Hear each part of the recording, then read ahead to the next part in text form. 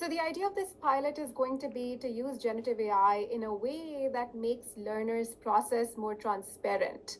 And that's a lot of heavy, ambitious goals right there. So let me break that down for you. And I'll do a quick introduction for those of you who don't know me. I am actually a marketing faculty here at Gies. I got my PhD in 2020. Since then, I've been here. But before that, I had a lot of industry experience working in both retail and with education technologies, including Columbia Business School's Exec Ed. And the work that I'm going to show you today is from an IMBA course that I teach on applying data analytics to marketing. It's been made possible by a lot of hand holding, literally, from Alfonso, Melanie, of course, Adam, Park, Yin, and also Kaylin, who joined our team for the IMBA course this spring. So thanks to everybody's effort and the examined team, we were able to pilot it in my course. Now, I'll give you in today's 15 minutes or so, I'll give you a quick background on this unprecedented growth in ChatGPT. We all know it's disrupting the way we teach, the way learners learn. And on top of it, there's been some skepticism. Is it going to lead to teaching? Some schools initially banned it, some countries banned it.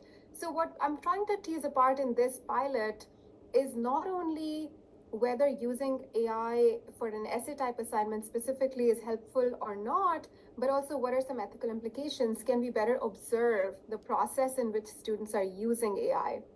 And so today's agenda is going to be this kind of quick backdrop on ChatGPT's growth, generative AI, whether it's Gemini, and learners have access to these tools even if we don't provide it to them. So they're using them no matter what.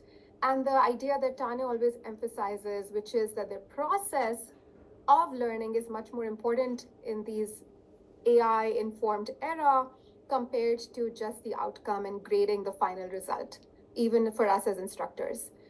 The second thing I'm going to do today is going to ask this question: how can we leverage AI, particularly using this tool Examined, which I will describe in terms of our own learners and our own courses. And then I will show you some results from a pilot where we gave them this tool to create assignments using AI.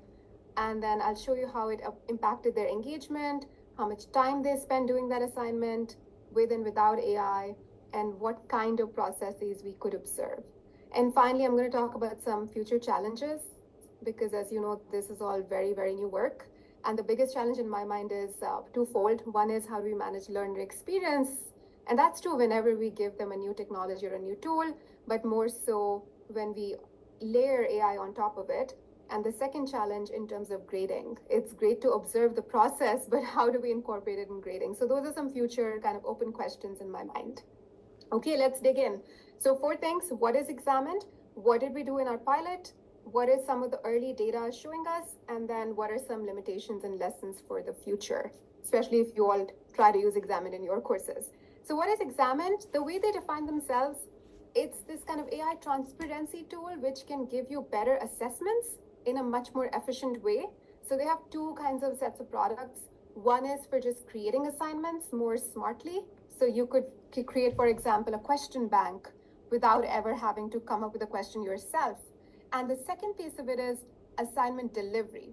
And this is kind of the second piece is what I'm going to focus more on for my particular course. Instead of just creating the assignment using the help of AI, I'm going to more focus on the piece of can we deliver assignments using this kind of AI transparency platform so that when learners are completing their assessment, we actually see how they're typing, how they're copy pasting. We have a window into their process.